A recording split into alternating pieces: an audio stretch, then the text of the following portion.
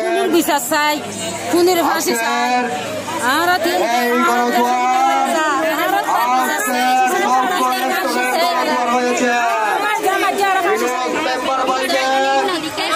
আমরা ফাঁসির জন্য খুবই একটি বিষয়। আমাদের কারো জীবনে এই টেকনাফের জনপথে নিরাপদ নয়।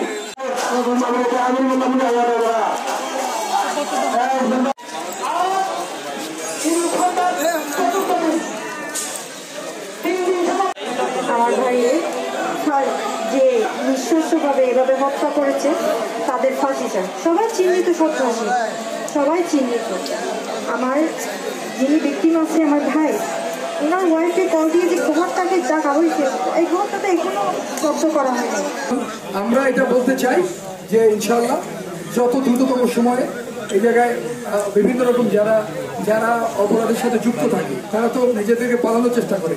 আমরা আমাদের সর্বোচ্চ চেষ্টা দিয়ে আমি কথা দিতে চাই আপনাদের, যে আমি আশ্বস্ত করতে চাই যে আমরা ইনশাল্লাহ এই ঘটনায় যারা জড়িত, এই ঘটনায় জড়িত লোকজনদেরকে আমরা আইনের আওতায় নিয়ে আসবো ইনশাল্লাহ।